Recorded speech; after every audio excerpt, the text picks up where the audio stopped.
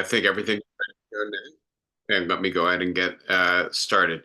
And so I'm going to continue right where we left off last week. And so last week I spoke a little bit about the very idea of a constitutional crisis. And my concern is that we not use this term promiscuously, that we not dilute it to the point where it is something that everybody lobs at everybody else, and the result is that we don't really have the ability to appeal to what seems to me to be one of the deepest and most serious concerns that you face in a constitutional democracy. When is the constitutional order no longer holding? And so that if we have some precision about what it means and about when the accusation actually is appropriately brought, then we may be able to restrict ourselves both from using it in this more promiscuous, looser way, and also perhaps from feeling anxiety when it doesn't actually apply. But I also hope that another thing that it will do is to give us some deeper traction into the question, what constitutes a constitutional crisis, in order to be able to think through also, if we begin to experience one, then what avenues are available to us. And so that's the question I want to turn to today. We're not all the way there to start the conversation, but that's where we're headed. How can constitutional crises be resolved? We started with the fragility and messiness of preserving constitutional democracy, and I want to get us to the question of what avenues are open to us in 2025. It's an ambitious agenda. I'm not going to get all the way through it today, but that's the general focus of where I'm going.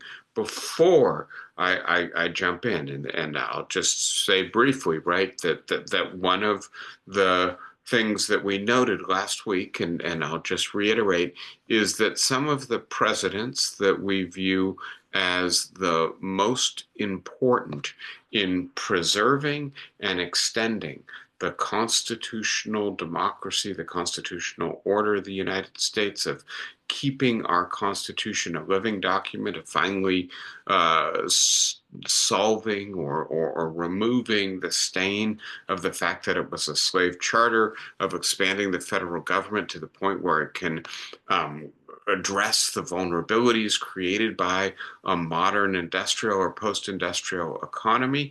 These presidents appeared to be provoking constitutional crises precisely in their efforts to amend, change, keep alive, be truer to secure progress and ultimately the perfection of our political order. Democracy is not something that is established all at once. It is something that it is slowly and gradually brought into being through successive generations' efforts to better realize and live up to its principles, its values, its demands, and that at the time at which you're doing that, it may appear to people who do not understand or do not agree with your efforts that what you're doing is provoking a crisis. And so whether it's Jefferson, Lincoln, Franklin Delano Roosevelt, right? The idea that some of our most admired presidents were subject to this criticism while in office is, I think, important to bear in mind. So having said that, let me detour for a moment, because we will note, we will mark the beginning of the fourth year of the Russian aggression against Ukraine before we speak next. And so I want to just give you a very brief refresher on what's happening in Ukraine, but also think about the relevance of what's happening in Russia and Ukraine and vis-a-vis U.S. foreign policy to Ukraine and Russia, that these issues are not completely separate from what we're doing in the United States in 2025. And so as you can see, right, the Russian aggression against the Ukraine is now fairly exclusively concentrated in the eastern region, the so-called Donbass region of the Ukraine. And there have been some advances and gains in the last 6 months. And these have been hard fought. Note also that the Ukrainian forces have seized a small amount of Russian territory, and there is fierce fighting that involves not only Russians and Ukrainians, but also North Koreans in the region in the Russian territory that the Ukrainian forces have seized.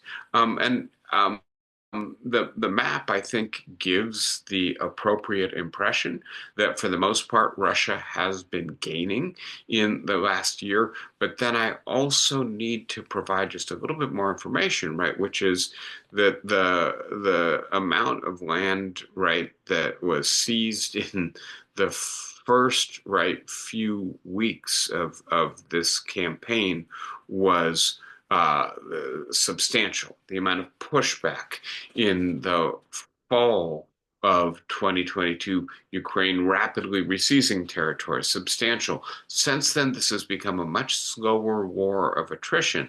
And in particular, although Russia made some gains in the late fall, early winter of 2024, those gains were primarily in areas that were not particularly well defended or considered to be particularly valuable to Ukraine.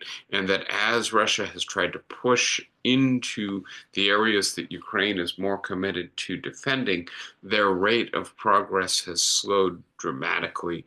Their number of casualties increased dramatically.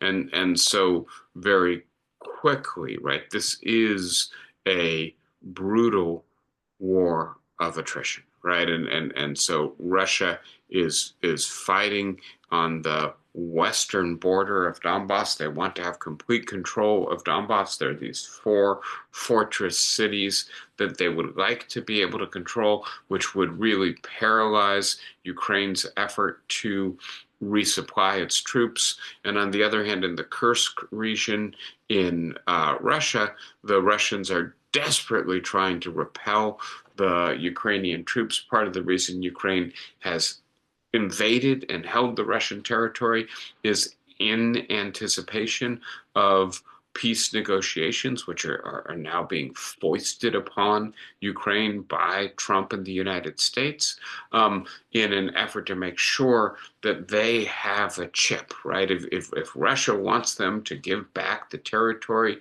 that they have seized, then Russia will have to relinquish some of the territory that it has seized in the Ukraine. That in this respect, it seems to me, Vladimir Zelensky definitely understands Vladimir Putin. He will not do anything that he is not forced to do. The Ukrainian casualties continue to mount. The data here only goes until November of 2024, but as you can see, more and more Ukrainians killed and injured. And this, by the way, is a diagram only of civilian deaths and injuries. So you can see 10,000, 20,000, 30,000, 40,000 in right a month. And what Russia's strategy has been really since the beginning of this war. And it's just increasing in its brutality, is to try to force Ukraine to relinquish by terrorizing the civilian population of the Ukraine, by making them feel constant insecurity, by depriving them of their infrastructure that supplies electricity and energy in the winter in an area of the world that is brutally cold.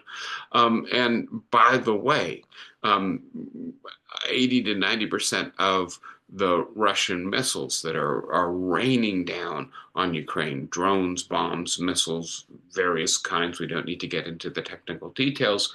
80 to 90% of them are intercepted by the Ukrainians. And so this is the damage that 10% are doing. And the Ukrainian missile defense system is almost entirely provided by the United States. And that's not just that we've provided them with the Patriot and the other anti-missile systems, it's that we continue to supply them with the munitions required to make those systems operate. We continue to provide them with the technical support, including the intelligence necessary to intercept those missiles when they're incoming.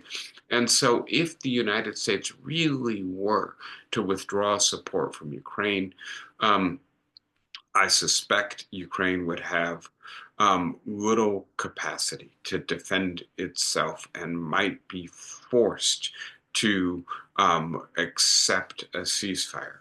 I will point out to you very quickly, right, that the initial Russian incursion into Ukraine was the seizing of Crimea in 2014, so a long time ago, over a decade ago now, and that there was a peace agreement signed between Ukraine and Russia that gave Russia control of Crimea, and that in the aftermath of that peace agreement, uh, Putin, right, rebuilt his military capacity, was biding his time, waiting for Russia to be weak. Angela Merkel's no longer the chancellor of Germany, waiting for America to be weak. This sleepy Joe Biden comes in, and waiting for the right economic and international conditions. The price of oil is very high thanks to the pandemic and supply chain problems. And that's when he struck again.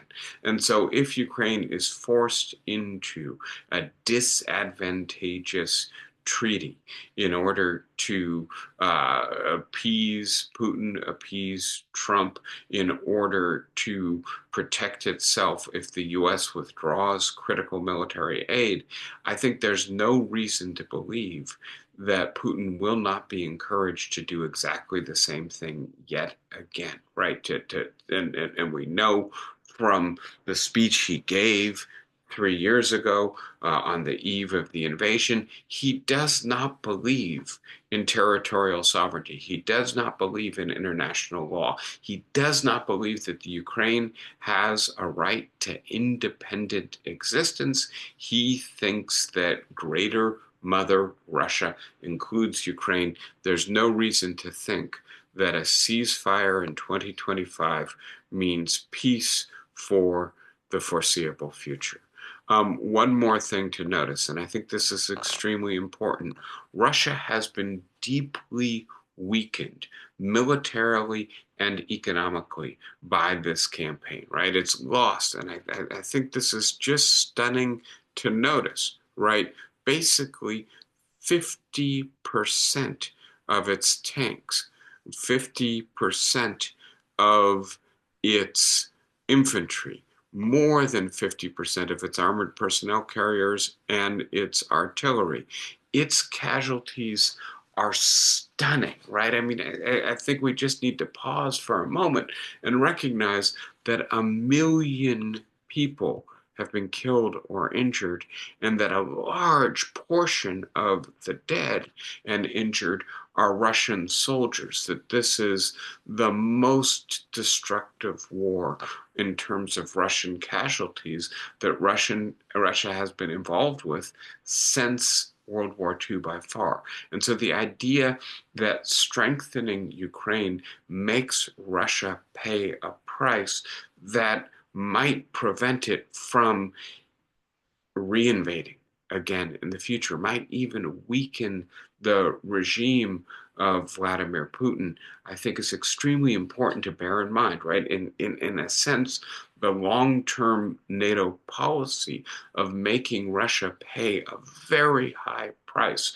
for its unprovoked naked aggression had been succeeding until the United States started to withdraw its support. I won't go into, because I think it's still speculative, but the possibility that Ukraine and the United States will reach some kind of agreement in which Ukraine will provide either some rare, precious minerals to the United States, or some of the resources, some of the revenue from the sale of its precious earth minerals to the United States, I would point out to you that it's highly unusual, to say the least, for an ally to use the vulnerability of an ally while it's at war to extract revenue from it to pay for the military aid that is being provided.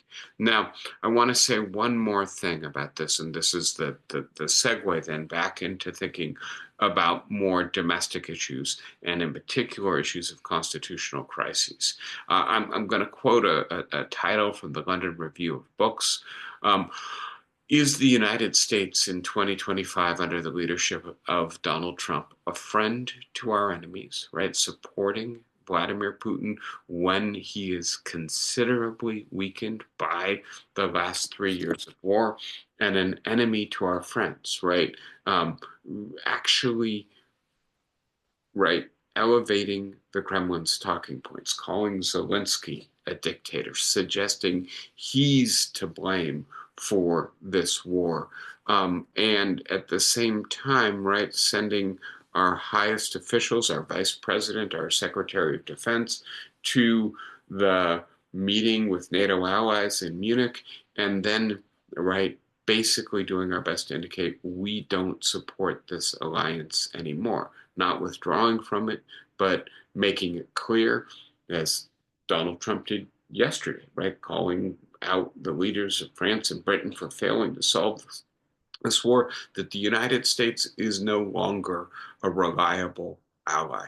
How can we make sense of this dramatic shift in our foreign policy? And so I'm going to just say a little bit more. I'm drawing a little bit here on the recent book by Timothy Snyder on freedom, and Rachel Maddow's relatively recent publication, Prequel, An American Fight Against Fascism. And to just notice for a moment, one of the reasons Vladimir Putin invades Ukraine is because he thinks he can get away with it. Another reason is because he wants to be the bully. He thinks he is the big man on the block in Eastern and Central Europe. And so strong powers take what they want. And I want to be clear, I think this is very appealing to Donald Trump. What we see with his tariffs against our closest trading partners, Mexico and Canada, what we see with all the bravado and chest thumping around, why don't we take Canada, Greenland, and Panama, is the idea that, well, the United States is the big bully on the block in the northern hemisphere in North America. Why don't we too do what Russia is doing? And by the way, if we diminish the price that Russia pays for its aggression, for its bullying, for its violation of international law, maybe we will be better equipped to do this. But then I notice, and I think it's really important because it really does begin to push us in the direction of conversation about constitutional crisis, that the Trump administration is beginning to dismantle the protections that have been set up in the federal government, in the National Security Agency, in the FBI, and the CIA, in other places, against foreign efforts to interfere in American elections and politics. Some of these are efforts to keep foreign governments from actually hacking into our election systems. Some of them are efforts to patrol foreign influence efforts on especially social media efforts to change or introduce disinformation into the American public sphere. And here I want to suggest, right, two things seem to me to be at play. One of them is that Donald Trump very often has been the beneficiary of foreign interference, especially Russian foreign interference, either directly, they've circulated disinformation about his opponents, they've circulated favorable information about him, or indirectly, he flourishes in the conditions of extreme division that Russian foreign interference has tried to introduce into American politics. And in addition, then there is just simple vindictiveness, right? The people who investigated Russian interference investigated, among other things, whether or not the Trump campaign was assisted in 2016 by the Russians, was in any way knowingly collaborating with Russian agents.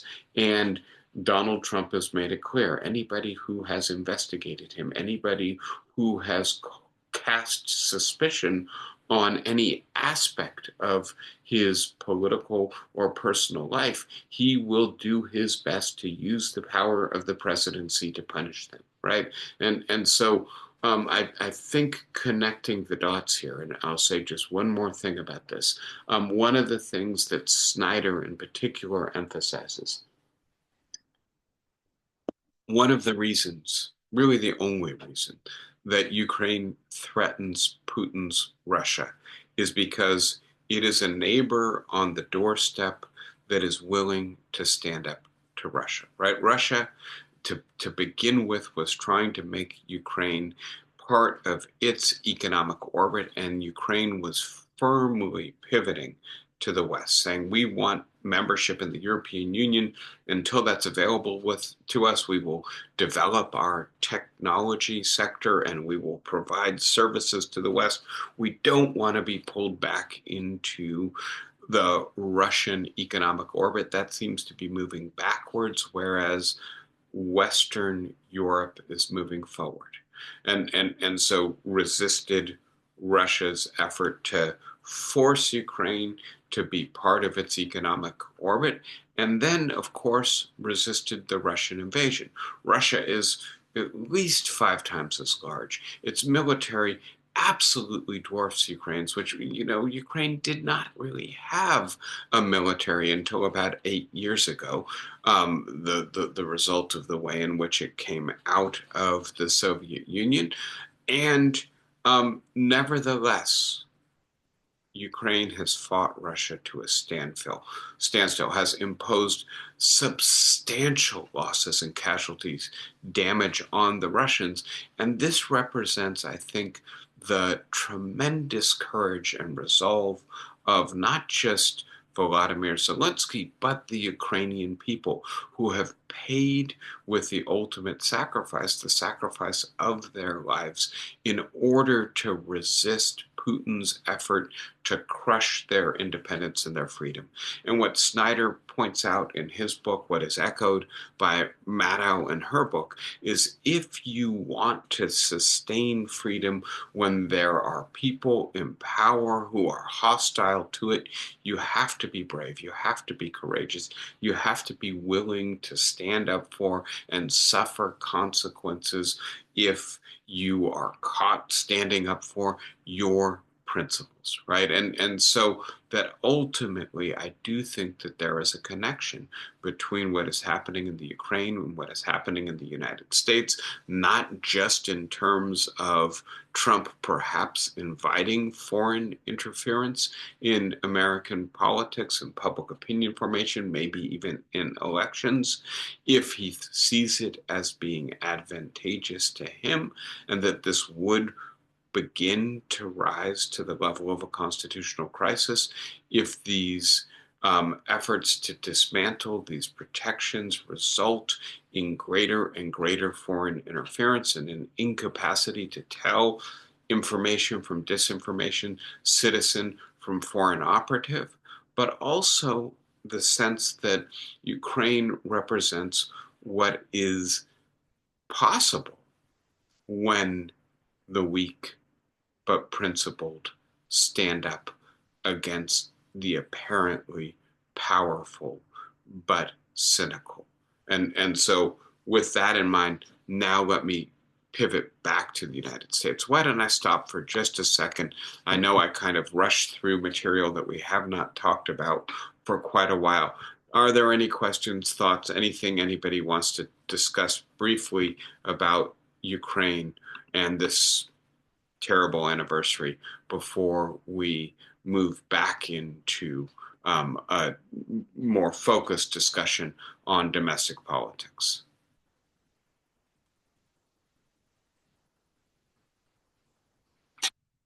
I'm not seeing any hands. If anybody has anything to say, as always, please just unmute yourselves. So let's jump back in, and the conversation will now turn firmly to the issue of constitutional crisis. Just to refresh your memory and to update things a little bit, right? Donald Trump has now issued as many executive orders in 20 days as any modern president has issued in 100 days. Many of these executive orders have been blocked. There is even a Supreme Court decision that came out yesterday, right? Just a brief unsigned order upholding a circuit court's judge's injunction on the ability of the Trump administration to shut down the special counsel office in the federal government.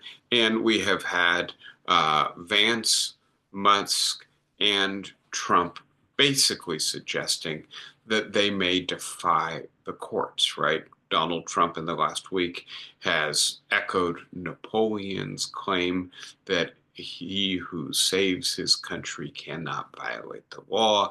He's referred to himself as a king, and the right administration has put out images of him as king.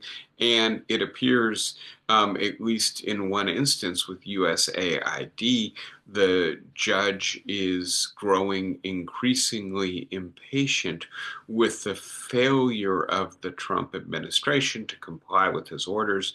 There is a mandatory meeting between the group suing the plaintiffs and the Trump administration, the defendants, on Wednesday. I think the judge is trying to avoid holding the Trump administration in contempt of court. That would be a major escalation. But he's also, I think, beginning to warn the Trump administration that that's where things are going if they do not abide by his orders, right? And the idea that 20 contracts are being respected out of hundreds, I think clearly does not satisfy the court. And I will not go into this, right? I mean, I think one of the difficulties here with the velocity of executive action is the sheer number of cases and being able to keep up with all of them. And so with this diagram, right, you've got staffing, firing, and DOGE. You've got spending, you've got foreign affairs, you've got DEI and LGBTQ issues, you have immigration and border policy. And just to read the legend for a moment, right? Everywhere that there's a yellow triangle with an exclamation mark, a lawsuit has been brought. Everywhere there is a red circle, a stop sign, the courts have actually intervened to stop the Trump administration from doing what it intended to do. And please note, right, there are a lot of cases that have not yet actually been decided, but the information that we looked at last week suggests, right, that there are still more areas where there's a very credible allegation that the administration has deliberately disregarded and violated the law, perhaps thereby violated the Constitution. And as I say, right, the abuse of power is the point, right? On the one hand, this is a power play, an effort to basically say, we will not be restrained. Who is going to stop us? And everybody either better fall in line or get out of our way, because the usual checks and balances and constraints are not going to be respected by this administration. We are pushing through our agenda and remaking the government, and there's nothing that can stop us. Now, having said that, the fact that the courts are in fact intervening, and really the only effective institution standing in the way of the Trump agenda, is worth noting. And then it raises the question, will the courts be strong enough to actually stop Trump? Will, in other words, the administration abide by court decisions if the court, like the Supreme Court yesterday, says, no, you can't terminate that person. No, you can't stop issuing Social Security cards just because you don't interpret the 14th Amendment in the way that the language of the amendment in multiple court decisions have upheld over 100 years, etc. Right? So the court actually has very limited capacity to enforce its own decisions. What it can do is hold people in contempt of court and fine them, but then somebody actually has to carry out, right, the decision of the court to sanction people. The one thing I think the court has going for it, or courts have going for it, is the ability to ultimately set in motion procedures that lead to lawyers being disbarred. Right. And so if there are lawyers within the Trump administration who are asked to do the dirty work and they say, wait a sec, if I'm held in contempt of court as a result of carrying out this administration's efforts, the result might be that I will be out of my job, my career, because I will lose my capacity to practice law. That may be a constraint, but it's a very weak constraint. A stronger constraint would be Congress, right? And that's where I want to focus next in talking about constitutional crisis.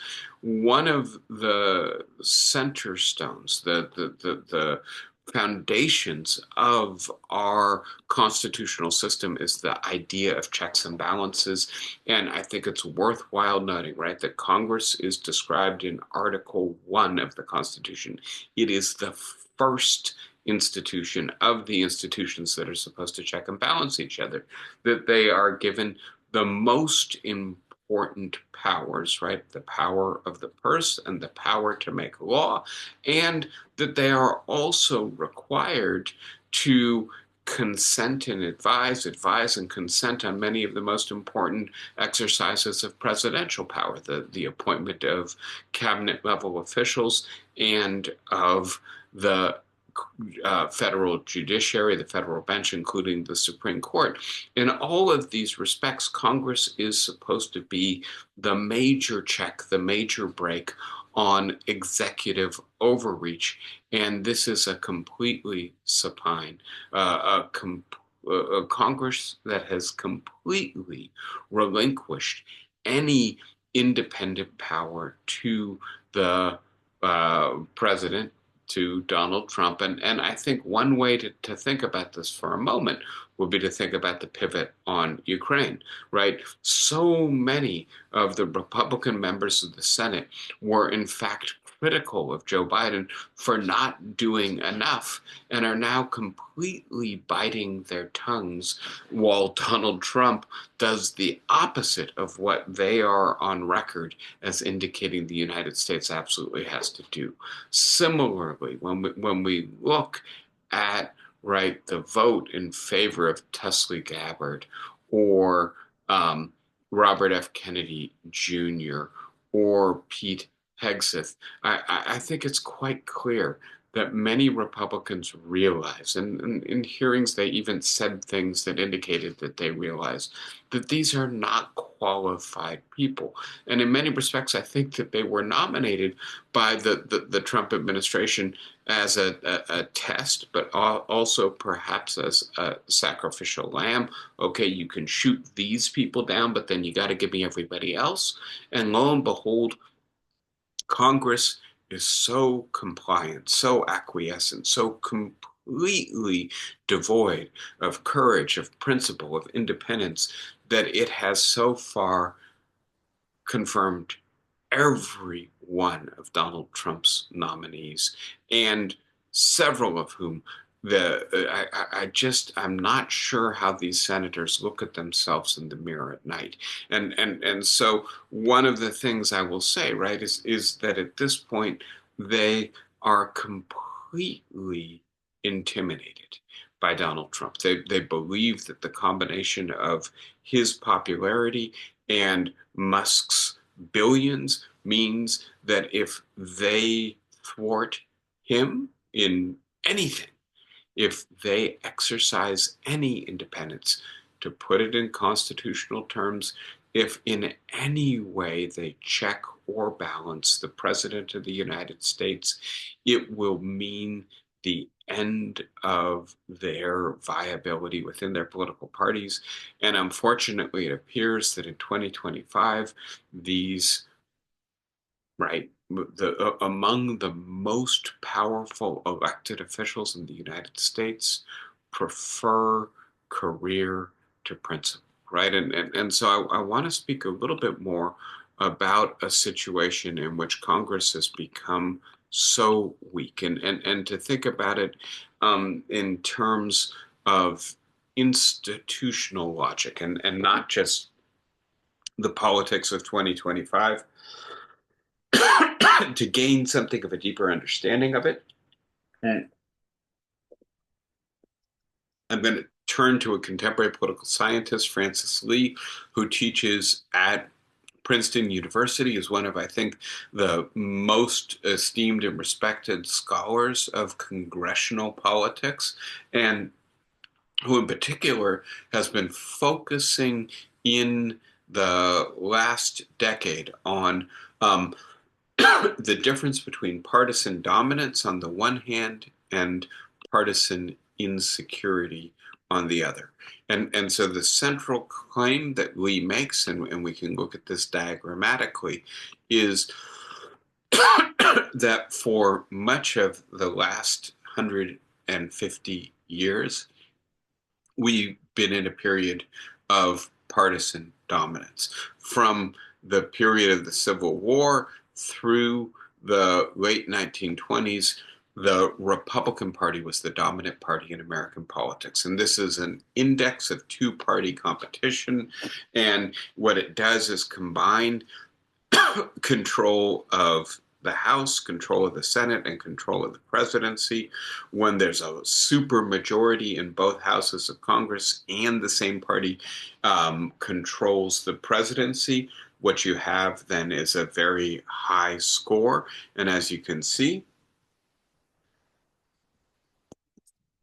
from 1860 to 1930, there's really never a period where there's a high Democratic score, and the majority of the time there are high Republican scores, right? And so this is a period of Republican dominance, and alternatively, beginning in the 1930s with FDR and the New Deal Democrats, and all the way through the late 1970s, again, yeah, you have Eisenhower and Nixon, right? But very rarely do the Democrats relinquish control of Congress, and more typically, they're in control of Congress with supermajorities and have the presidency. And so, again, a second long period of partisan dominance from the 1930s to the 1970s, this time the Democrats.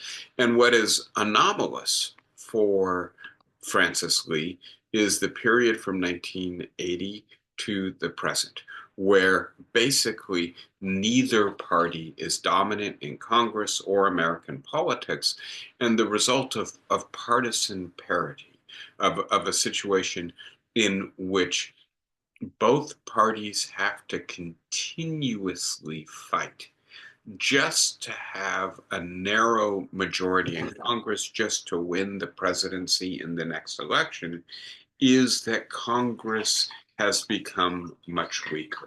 And the issue here is that the Congress, right, in its constitutional design, is supposed to function only when there is cooperation. And this is a deliberate effort to create conditions in which coalitions have to be formed, in which the majority has to listen to the minority, in which power will operate more slowly and consensually. And the founders wanted Congress in that way to be a brake on the exercise of power. Ezra Klein, in his book on partisan polarization, I think has a very good description of this. When he says, when we're in conditions of partisan dominance, the individual politician has to think about winning the election first, but then think about how to govern, right? How to get laws passed because he knows, she knows we're going to be in the majority. There's a good likelihood we're going to control the presidency. It leads them to feel institutional confidence and to assert the importance of their institution. When we're in conditions of partisan parity, on the other hand, when the politician is thinking about what their priorities are, well, the first one is to win the election, but the second one, a new consideration, is to win the majority, right? They cannot take for granted that they're going to be in the majority. And if they're not in the majority, well, they can't get very much done. But what's required to win the majority is very often different from what's required to pass law, to influence governance. It's simply partisan posturing. And so if Lee is right, and I think there's little doubt that we see this in our politics right now, in conditions of partisan parity, Congress is a much weaker institution. And so I do think that part of what we're seeing with Donald Trump is two related developments. The first is a recognition that Americans really feel like the government, generally speaking, the federal government of the United States has not been responsive to or effective in meeting their needs for much of the last 40, 50 years. We've seen, right, uh, rapid increase in inequality in our society. We've seen growing precariousness, economically speaking. We've seen, especially with the inflation of the last few years, greater attention being paid to a long-term affordability crisis, and not enough being done to allow Americans to pivot from an industrial to a post-industrial economy in a way that preserves the economic security, the good jobs that an industrial economy was delivering in the new post-industrial economy. And so the sense that government just doesn't work for us anymore gives rise then to Donald Trump saying, this system is broken. I'm going to come in and disrupt it and fix it, and I am going to work for you, right? And he's clearly interpreted the outcome of the 2024 election as a mandate to fundamentally restructure American government. I don't think that Donald Trump has a strong policy agenda. What he has is a sense that the American people want a strong and effective president, and he is going to restructure the institutions, the Constitution of the United States, to allow him to be that. And of course, it comports with his whole personality, his whole approach to life, maximize his power and use it unilaterally and without constraints. And then the second aspect of this is if a president is tempted to aggrandize his power by abusing the executive office, well, who can stand up to him within the within the constitutional structure of American government? And here I think it's clear, right?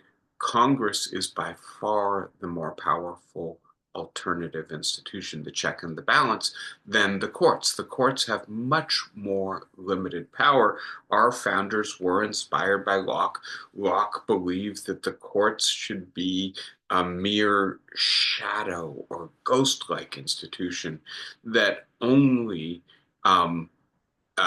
adjudicates legal disputes. We have a different tradition. We have a tradition of popular constitutionalism. I'll get into that in a little while. But having said that, the courts do not, from the Constitution, have the power to enforce their will on a recalcitrant executive, right? They have only the power that comes with their legitimacy from the people of the United States. And so far, I think it does not appear that the courts are in a position to restrain the president. And so the fact that Congress is so acquiescent, is so structurally weakened by these conditions of partisan parity and by the recognition on the part of the Republicans that they are in a structurally weak position individually and collectively as a party has led them to be amazingly supine, amazingly weak, amazingly willing to surrender their power and prerogatives to a president who is frankly doing things that many of them must worry are destructive in the midterm, right? That 2 years from now, we're going to really regret much of what Elon Musk and Donald Trump are doing in dismantling the capacity of our federal government. We're going to be much less safe, much less secure. We're going to wish we had done better with the avian flu or with airline safety or with water safety or with food safety or with USAID even, right? And so the idea that this agenda is one of, on the one hand, dismantling checks and balances. I think where we see this most importantly is the firing of the congressionally appointed watchdogs within the executive branch, the effort to, in particular, put loyalists in charge of what are sometimes called the power agencies, right? In charge of the military. That was the move yesterday. In charge of the FBI, with Kash Patel just appointed a couple days ago, in charge of the Department of Justice, in charge of the Department of Defense. These are the agencies, Tulsi Gabbard, obviously, in charge of the National Security Administration.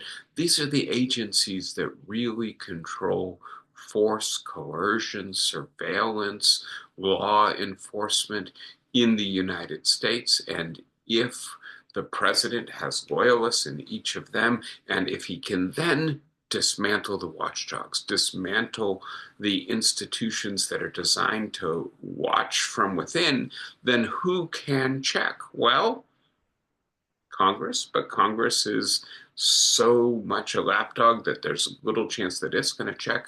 So it's down to the courts again, right? And we do see, right, Trump's first setback in the Supreme Court. We'll have to see how he reacts. But I am deeply concerned about two different things. The first is that the Supreme Court does have a conservative supermajority that is more friendly to executive power than any court in the last probably 50 years at least. And also that even if the court does, and I think that the originalists are ambivalent in this regard. I think it's a test of how much they really are principled originalists as opposed to expedient originalists of convenience who find that ideology useful in doing some things and will dispense with it as soon as it gets in the way of doing other things they want to do. That this will be the test. Is the majority of the Supreme Court conservative coalition genuinely originalist or just originalist when it suits their purposes? So having said that, the one fear would be that the Supreme Court basically allows for a substantial expansion of executive power in the next 4 years. Lets Trump go more or less as far as he wants to go. The other worry is that even if the Supreme Court says no, Donald Trump and his administration do their best to skirt or flaunt the Supreme Court's authority, to just say, well, look, you actually don't have much power institutionally, and so therefore we're not going to abide by your decisions. Try to stop us. So one more consideration, and I did not put on a diagram on what happened on Wall Street yesterday, and I think it's too early to think of that as a trend.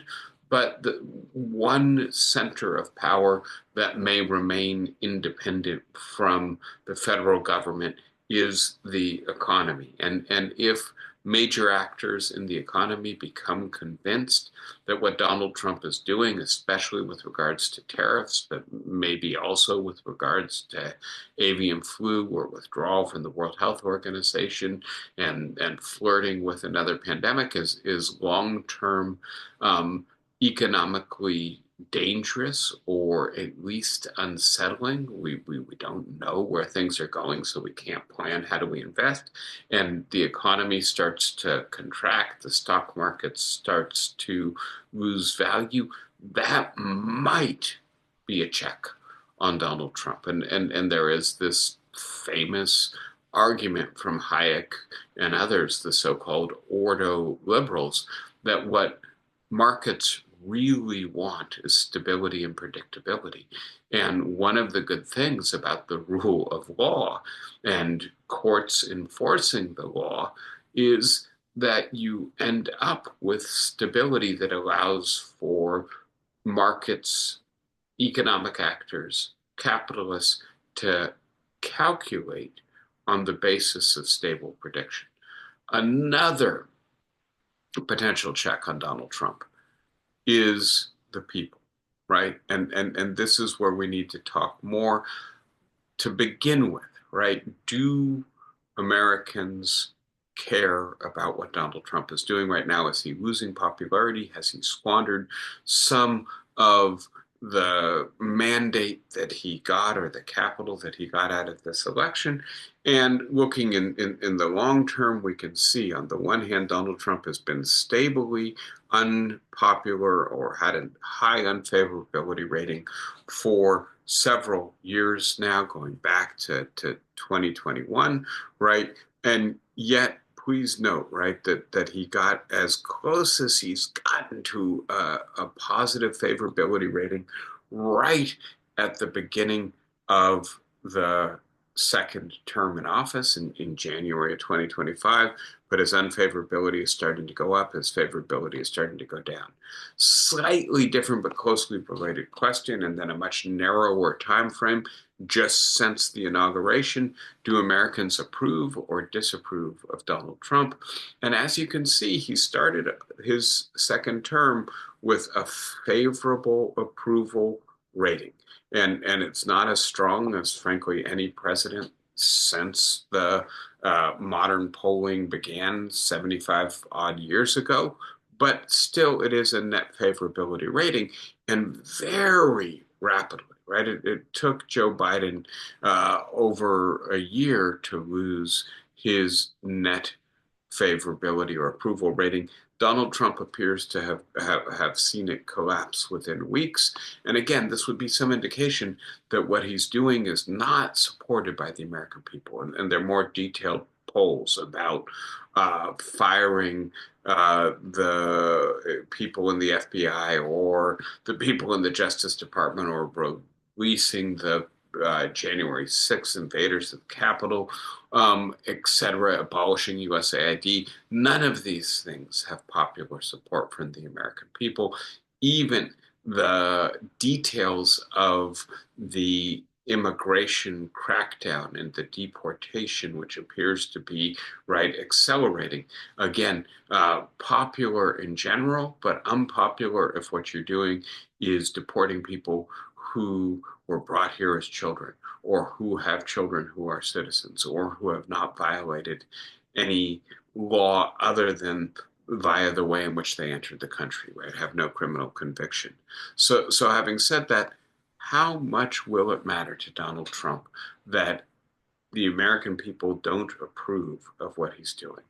And I think we have to be very careful to suppose that this will be a sufficient check on his administration. On the one hand, the bluster notwithstanding, he cannot run for the presidency again.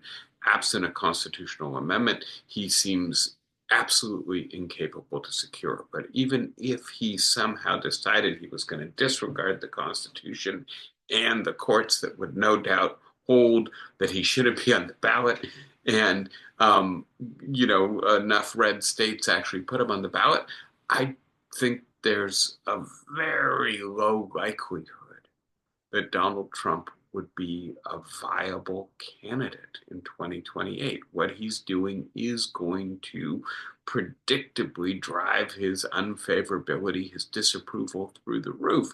I think the likelihood that things go pretty disastrously given the gung ho, guns blazing approach to governance that Donald Trump is taking, given the unwillingness of his own party to point out when he's putting obviously incompetent people in charge of very important executive branch agencies, that Donald Trump will not be viable in 2028. But having said all that, does he care? Right. And if he really is trying to remake the presidency, he may see himself as an autocrat who won't really need to run for election again. Again, I think that's very unlikely to succeed, but more likely, it seems to me, he just is, as he often is, thinking about the short term and maximizing his power and pretending that opposition does not exist, recognizing that as far as the right wing media ecosystem is concerned, there's no scandal, there's no controversy, there's nothing that he's done wrong. And by the way, no one in the Republican Party is willing to call him out. So there's not going to be criticism of him. He can continue to govern through aggressive use of executive power until the American people make it obvious through sustained protest that is disruptive that they do not support or approve this president. And please note, in certain respects, even that eggs him and his supporters on. So I think we have to be careful to think that this is a normal politician who pays attention to the polls and corrects course if what he's doing looks like it's unpopular. That may not be a safety for us in 2025. All right, I've provided some more information to set up this conversation. I think I should stop there and open it up for conversation in light of the time. Anybody want to start us out today with thoughts or comments?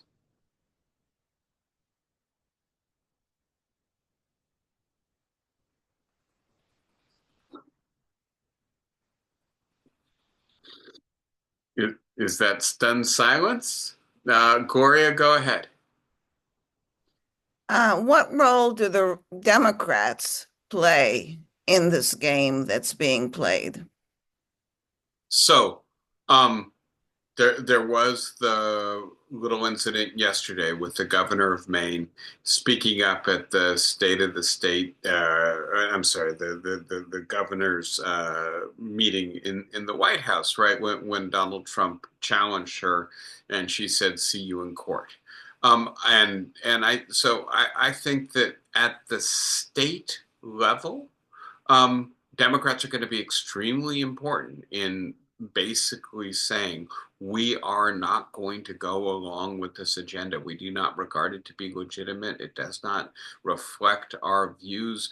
And by the way, please note, right, that it is primarily the state's attorneys general who are suing the Trump administration on many of these issues, right? And so I think that in this respect, at the state level, especially given the geographic sorting and polarization in the United States, states are going to be extremely important. Democrats at the state level are going to be extremely important. But at the national level, I think we have to reckon with two things. The first is that the Democratic Party is deeply wounded, and not only by 2024, which I think obviously Joe Biden mismanaged, and it's going to be a while before the Democratic Party recovers from the total lack of responsiveness of its leader in the 2024 election, and then the disastrous legacy, which is 4 more years of Donald Trump as president, right? But I think the problems of the Democrats don't really start and end in 2024. I think part of what I'm saying about Congress and Francis Lee's work on right conditions of partisan parity, it's not just that Congress is institutionally weak, it's that it's extraordinarily difficult to legislate with very thin majorities, right? And so I think the longer term problem of the Democratic Party is that many voters, many of its natural constituencies, working class people, less affluent people, more diverse people, don't see the Democratic Party as really having delivered anything, don't see the Democrats as having a positive agenda that would, in fact, improve their situation, right? And so the Democrats, it seems to me, are weak in general. And then you add the fact, who is the leader of the Democratic Party in 2025? And I think the obvious answer to that is no one, and that we may not know the answer to that question for 4 years, right? And so, speaking to you in California, Gavin Newsom is the leader of the Democratic Party in California and one of the more prominent Democrats in the party today. But having said that, he's not a national leader, right? And frankly, I don't yet see, and I worry that I don't think we will see until the nominating process for 2028 is well advanced, a genuine national leader for the Democratic Party. And so I'm sorry to say, Gloria, that I think the answer to this question is that the Democrats need to be more forceful than they have been in Congress. And by the way, I think part of the reason, frankly, that the Trump administration is trying to use unilateral executive power is because it recognizes how thin its majority is in Congress and how weak it will appear as soon as it has to try to legislate.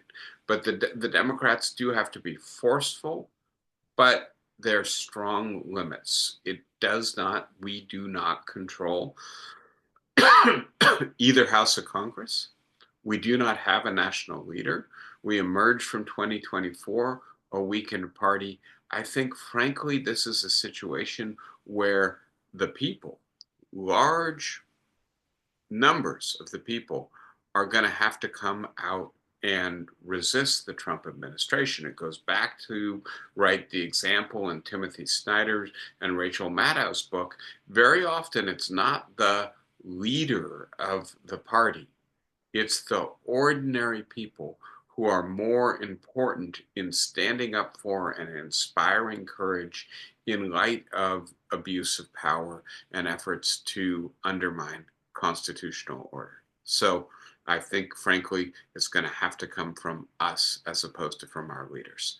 I want to hear the next question. I just have to plug in my computer because it's almost out of energy. But Yeah. who wants to ask something? Please go ahead and unmute Thanks, yourself and take it away. Go ahead, Mike. Uh, You're unmuted. Hi, Michael. Go I ahead. want to touch brief. I agree completely about the power of the people organized en masse to influence policy.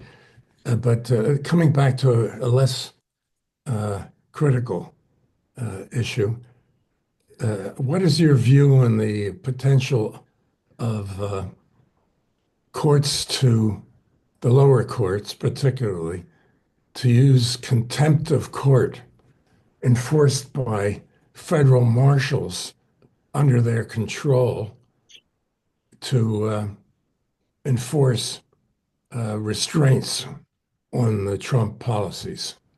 Yeah, I guess we may know soon enough, right? But I think the question is whether or not the federal marshals are willing to put into jail or to try to seize the assets. And there, I think they've got much less capacity of officials within a president's administration who say, we are just doing what the president is telling us to do, right? And I Are the do. marshals are the marshals under the control of the executive or the courts?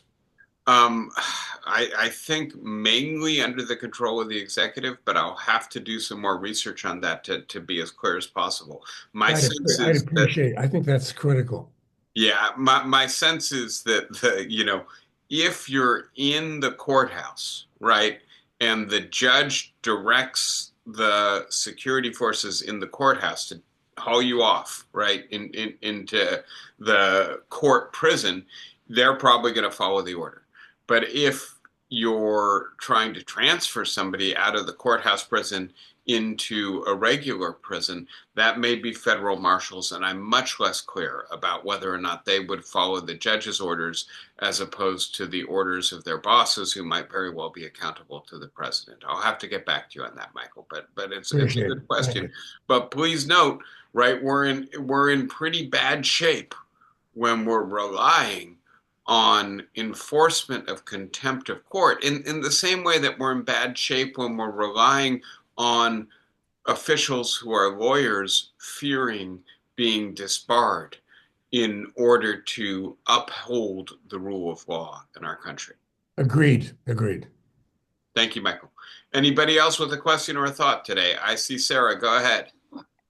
David, do you see anyone in the Democratic Party who might step forward in a leadership position? I keep looking at Sherrod Brown um, because I like his policies and Because he's out of office.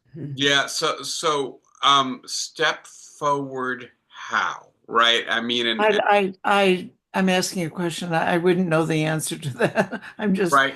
And looking and for. so I think pretty soon, and it's brewing right now, right? We've got competing budgets being proposed by the Senate and the House of Representatives, and pretty soon we're going to have votes on the right proposed budgets. And I would just note, given the slenderness of the majority in the House of Representatives and the unruliness of the Republican caucus, it hasn't been possible to get a budget passed in the last 2 years without substantial support from the Democrats, right? And so one of the questions here is going to be whether or not Democrats use the budget process to begin to exercise some leverage over the Republicans, whether the Democrats are, in other words, willing to shut down the government in order to rein in the Trump administration. And you may have heard there's been some talk of doing this from the senators from New Jersey. They probably are not as well positioned as the House Democrats, right? And so another possibility here is Hakeem Jeffries as the leader of the Democrats in the House.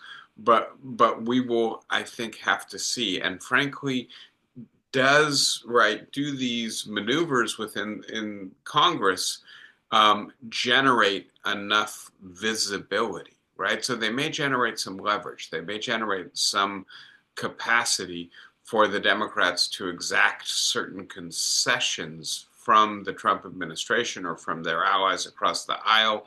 I should say their rivals across the aisle. But will it result in the kind of national attention that a leader genuinely needs? And I'm just not sure. I think there's a separate movement that I should have talked about for a moment here, that the Republicans, right, are clearly intimidated, cowed by Trump, right? And by Musk and by his billions and by the idea that they will not be reelected if they don't fall into line and completely acquiesce to the Trump agenda. But I do think there's another line, another argument, and it's worth considering, that Trump represents history. He represents the future, that he is a historical politician that throughout the democratic world, strong men, populist autocrats are rising, and this is just the wave of the future, right? And so the argument that to stand in the way of Trump is to stand in the way of history, is to stand in the way of the future, I think is also intimidating some Republicans and some Democrats who are having trouble finding their feet. And I do think, frankly, one of the things, again, as we think about the autopsy on what happened in 2024, what was Kamala Harris's affirmative agenda in terms of policy? And yeah, we can tick off some stuff about affordable housing and mortgage support. But frankly, I don't think most people thought it had a good chance of passing or a good chance of making much of a difference. And so the problem with the Democrats is not only, that we're nearly 3 years from the nominating season beginning, right? And 4 years from the next election. And that unless and until we go through the process of having the nominating process, we won't have a clearly identified and legitimized leader. It's also, what do we stand for? We're against Trump. We're against the abuse of power. We're against the grotesque unleashing of such a walking right conflict of interest man as Elon Musk, having all of this power, including power to get his hands on incredibly sensitive confidential data. But what are we for? Right? And until we can answer that question, how can we have a leader if our leader is just there to oppose the current She's president? Right. she's Again, I think that the incredible. Democrats are Right. very weak right Right. now. I just don't see anybody being able to consolidate broad-based support immediately in the time frame required to be an effective check on Donald Trump. Sorry, I know that's not the answer you wanted to hear. Uh, it would just seem that the challenge of AI Yeah. in the future and the challenge to the general principles that the Democratic Party has stood for would offer a really coalescing um, Uh, point to. are are you reading any of the stuff about AI that's been coming out in the last couple of weeks about its efforts to escape from its confined environments, about its efforts to deceive its handlers about what it's doing, about its cheating at chess, its effort to hack its opponent when its opponent is another AI system in order, if it thinks it's losing, and so there's some really worrisome signs about AI right now. No, I've By been the way, tortured about a lot of things, but I luckily I haven't had that on my agenda. yeah, well, and then we could talk about climate change, right? We Well, of course. and Uh, and and Ukraine, and we could keep going, right? I mean, I'm sure that there are plenty of urgent issues that the Democrats could speak to, but frankly, they need a credible agenda for reassembling their coalition by making it clear we can do things that help to address your concerns, your vulnerabilities. And unless and until they can do that, they're not going to be able to uh, get their coalition coalesced around a single leader, absent the procedure of running primaries. Again, this is, I think, in a sense, we're running up against the limits of negative partisanship. We know right, what we don't like, who we don't like, the right, other side. Do we right. know what we stand for? Wilma, go ahead. Uh, I'm concerned about everything, but what about being for constitutional democracy and being opposed to fascism? Yeah. And that's what's in front of us now. And a look across the whole world, fascism is in the ascendancy. Have we lost? Is it too late to preserve a democratic constituency? So I'm going to be really brief because to adequately answer that question requires probably another hour. But where I'm going with the topics that we're talking about now is looking at what sustains constitutional democracy. And I want to suggest that what sustains constitutional democracy is what I will call a constitutional consensus. And that consensus has to be present in the main branches of government. It has to be shared by the president, by the members of Congress, and the court. And it has to also be broadly sustained by the people themselves. And I want to be as clear as possible. A constitutional consensus is compatible with sharp disagreement on ordinary partisan and policy issues, right? It doesn't mean we have to fall in line on everything, but we need to be clear about the value of the rule of law, about the value of the protection of individual rights, about the value of checks and balances and limited executive power to begin to talk about the stuff that's most at risk in 2025. And I do worry that, frankly, we are losing or have lost, in particular, a popular constitutional consensus, some idea of what the value of these institutions are, and that we need to fight to sustain them. Now, having said that, I think there have been several periods in the history of the United States where you would have worried that that was the case, and ultimately we rallied. Right? We recognize perhaps the value of our institutions best when they're most in danger. And so who knows, maybe Donald Trump will succeed ultimately in provoking us to remember why we value checks and balances, why we value individual rights, why we want a limited executive.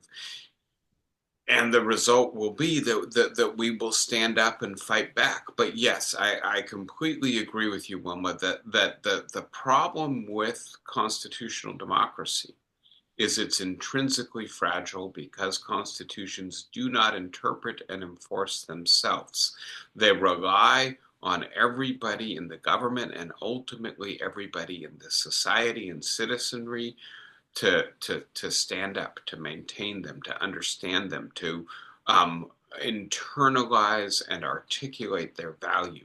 Again, it's why I like Timothy Snyder and Rachel Maddow's work on this. They say, look, yeah, Lincoln's important, FDR is important, but there are a whole bunch, hundreds of ordinary people who have also fought to sustain these institutions. And we need to pay attention, frankly, to the nearly invisible everyday work of maintaining the institutions by ordinary people whose work animates the institutions, but often falls below the threshold of detection. So yes, Wilma, I share your concern. It's where we're going. I want to do it more thoroughly than I can do it today. Hannah, why don't I give you the final question or comment? Okay. My thing is, there was a 2017 book, little booklet, The Trouble with Reality by Brooke Gladstone, that I think it would be good for people to read to understand the American public today. Do you want to give us a little bit of a preview of what Brooke Gladstone says in that book?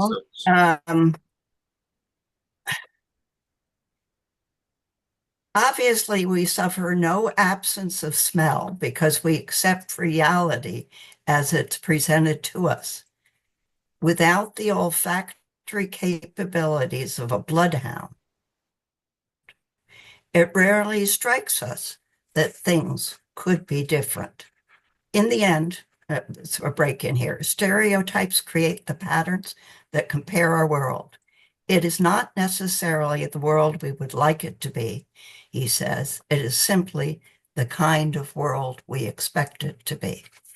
But it's a very, very short little booklet that I I have just found explains to me a lot of what is America today. So I just want to add that as a little different perspective. Thank I'll you take for a giving me the time. Of course, and I'll take a look at that, Hannah. I appreciate your calling it to my attention. I know Brooke Gladstone from her work in the On the Media program on national Yes, radio, yes. and so I'm suspecting, though I don't know, that this is a book about the media system in the United States. But I'll have to look into it in greater detail. Thank you. Good being with everybody. To be continued beginning again next Saturday. So look forward to seeing everybody in a week. Be well, have good weeks, and see you next week. Take care, everybody. Thank you. Bye bye. Thank you, David. My pleasure as always. Thank you guys. Bye bye.